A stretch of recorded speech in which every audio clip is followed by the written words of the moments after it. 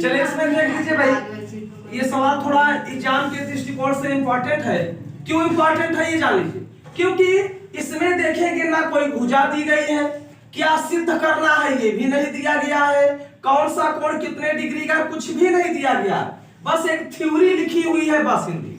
ठीक है, तो आप लोग पेपर में देखते हो थ्योरी लिखी है और उसको पढ़ोगे नहीं छोड़ दो, लेकिन इसी प्रकार के क्वेश्चन आएंगे पेपर में, तो ध्यान देंगे पहले पढ़ा करिए, कम से कम 2 से 3 बार यदि क्वेश्चन पढ़ेंगे तो ऑटोमेटिक समझ में आने लगेगा कि कह क्या रहा है। अब क्वेश्चन नहीं पढ़ते तो इसमें देखेंगे 2 समकोण त्रिभुजों में, त्रिभुज कितने हैं? 2 त्रिभुज हैं। अब 2 त्रिभुज में कोई समकोण त्रिभुज मतलब होता है यदि कहीं भी आपको मिल जाए समकोण त्रिभुज, समकोण त्रिभुज का मतलब कोई एक कोण 90 डिग्री होना अनिवार्य है, तभी वह समकोण त्रिभुज कहलाएगा।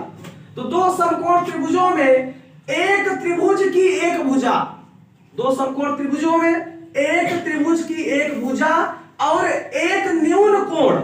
अब कह रहा है 2 त्रिभुजों में एक भुजा समकोण होनी चाहिए 90 डिग्री दोनों में, और कोई एक भुजा न्यून कोण होनी चाहिए। तो न्यून कोण आप चाहे इसको ले लीजिए चाहे उसको ले लीजिए, ठीक है। न्यून कोण दूसरे त्रिभुज की संगत भुजा, संगत भुजा मतलब इन दोनों कोणों के बीच की भुजा, इन दोनों कोणों के बीच की भुजा। तो ये हम न्यून कोण मान लिए, 90 डिग्री है, इन दोनों बीच की यही भुजा होगी दोनों कोणों की, इसमें भी यही हो जाएगा आर क्यों आपका। और कोण के बराबर हो तो सिद्ध कीजिए कि त्रिभुज सर्वांग सम है, दोनों त्रिभुज सर्वांग सम होंगे, यही सिद्ध करना है। तो सबसे पहले जब भी प्रूव करने की बात आएगी तो आप लोग को ये हेडिंग डालना है दिया है। दिया है का मतलब होता है कि हमारे क्वेश्चन में क्या क्या दिया है वो हमको लिखना पड़ेगा, ठीक है। तो चलिए दिया क्या लिखिए, 2 समकोण त्रिभुज, पहले ही कह दिया है 2 समकोण त्रिभुज, त्रिभुज का नाम लिख दीजिए ABC तथा त्रिभुज PQR, यही 2 त्रिभुज हमारे पास दिए गए। अब देखिए कोण दिया, कोण B कोण Q दोनों बराबर कितने के हैं? 90 डिग्री के दिए गए, ठीक है। और उसके बाद देखिए हम एक न्यून कोण की बात कर रहा है, एक न्यून कोण का होना जरूरी है, और न्यून कोण हम कोण C को मान लिए, तो कोण C का इसमें विपरीत क्या है? कोण R है आपका, ठीक है। तो वही हमने लिख दिया ACB और PRQ, देखिए एक दूसरे के बराबर। न्यून कोण और समकोण के बीच की जो भुजा है वो एक दूसरे के बराबर रहेगी, BC बराबर QR के, वही लिख दिया BC बराबर QR के। ये क्वेश्चन में दिया गया है, बस आपको समझने की जरूरत है, नहीं समझेंगे समस्या हो जाएगी। सिद्ध करना है, सिद्ध करने के लिए क्या दिया है? त्रिभुज सर्वांग सम होंगे, तो दोनों त्रिभुज कर दीजिए, त्रिभुज ABC इक्वल टू या सर्वांग सम त्रिभुज PQR के, सिद्ध कर देंगे। उपपत्ति में सबसे पहले आप जो त्रिभुज आपको सिद्ध करना होता है वही दोनों त्रिभुज ले लीजिए, ठीक है। तो ले लिया ABC तथा PQR। अब चलिए कोण ABC PQR दोनों कोण हमने ले लिए, और दोनों कोण क्या है? 90, प्रत्येक 90। फिर चलेंगे ACB और PRQ, ये दोनों कोण क्या है? आपके क्वेश्चन में यह दिया गया, ये देखिए दिया है, यहाँ हेडिंग डली हुई है, और ये दिया है, हमने ब्रैकेट में लिख दिया है, ठीक है। उसके बाद BC बराबर QR के कर दिया, ये लिख दिया BC बराबर QR के, ये भी है क्वेश्चन में देखिए दिया गया है, ये दिया है ना, तो यहाँ हमने दिया है। अब दुई कोण एक भुजा जब हम बराबर कर दिए, ये सर्वांग समता प्रमेय हम सिद्ध करवाए हैं, तो इसी प्रमेय से क्या हो जाएगा? सिद्ध हो जाएगा। कैसे? कोण भुजा कोण से, चाहे कोण कोण भुजा लिख दीजिए तब भी सही है, मतलब 2 कोण एक भुजा का होना जरूरी है। तो वही देखिए कोण भुजा कोण सर्वांग समता से प्रमेय को सिद्ध हो गया, मतलब ये कोण इस कोण के बराबर, ये कोण इस कोण के भुज बराबर, ये भुजा इस भुजा के बराबर जब हो गया तो त्रिभुज एक दूसरे के क्या होंगे? बराबर होंगे या सर्वांग सम, ठीक है। ये ऐसे सिद्ध करेगा, बहुत इंपॉर्टेंट है एग्जाम के दृष्टिकोण।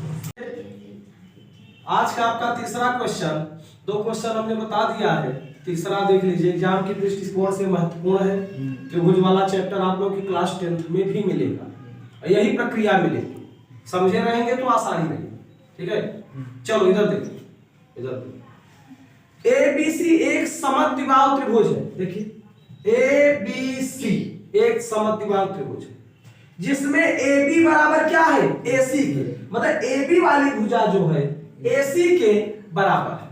समद्विबाहु त्रिभुज वह त्रिभुज होता है जिसकी कोई दो भुजाएं बराबर हो। हाँ, अभी मान लीजिए AP नहीं है आपके पास ना, तो चाहे AP AC बराबर कर दो, चाहे BC AC बराबर कर दो, चाहे BC AB के बराबर। हाँ, कोई दो भुजा बराबर होनी चाहिए तो समद्विबाहु त्रिभुज होता है। समबाहु त्रिभुज जिसकी तीनों भुजाएं बराबर होती। समकोण त्रिभुज जिसका कोई एक कोण, ठीक। तो AB बराबर क्या है, AC के, और कह रहा है AP BC पर क्या है, लंब है। तो BC वाली भुजा ये है, AP पर ऐसे एक लंब डाल देंगे, ये रचना देखिए दिया है। तो खींच कर दर्शाइए AB बराबर BC के हमको बताना है। तो हम दिया है में देखेंगे ABC एक समद्विबाहु त्रिभुज है त्रिभुज। फिर AB बराबर किसके है, AC के है, मतलब AB वाली भुजा AC के बराबर। ये दिया गया है आप लोग के क्वेश्चन। सिद्ध क्या करना है, कोण B बराबर कोण C के सिद्ध करना है। रचना में क्या करेंगे, भुजा BC पर लंब AP खींचा। भुजा ये BC है, BC पर क्या है, AP एक लंब खींचा, ठीक है। उपपत्ति में चलिए, उपपत्ति में दो त्रिभुज हो गए, लंब खींच दिया, लंब नहीं खींचे थे, पूरा एक ही त्रिभुज था। अब एक त्रिभुज ये हो गया, एक त्रिभुज ये हो गया। तो APB और APC मतलब दोनों त्रिभुज का नाम लिखना, इन्हीं दोनों त्रिभुज में लिखना है। कोण APB, चलिए APB मतलब ये वाला त्रिभुज का कोण, और दूसरा APC ये वाला। तो दोनों कोण क्या है, 90 अंश के हैं, तो एक 90 अंश। AB बराबर AC के आधे दिया गया है। AP बराबर AP वाली भुजा जो है दोनों त्रिभुजों में काम कर रही है, कॉमन है, उभयनिष्ठ है, तो उभयनिष्ठ। तो अब देखेंगे राइट हैंड साइड सर्वांग समता में। राइट हैंड साइड मतलब होता है ये तभी लगेगा जब कोई त्रिभुज आपका 90 डिग्री हो और दो भुजाएं हो, तो RHS लगता है।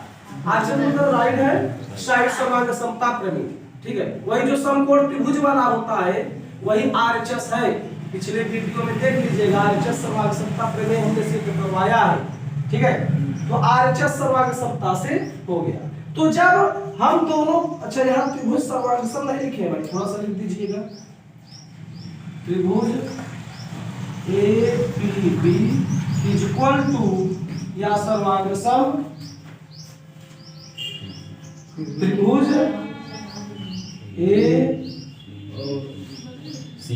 ACP, ठीक है। ये वाली लाइन इसमें लिख दीजिएगा, ठीक है, इसके सामने ये वाली लाइन RHS सर्वांग समता से।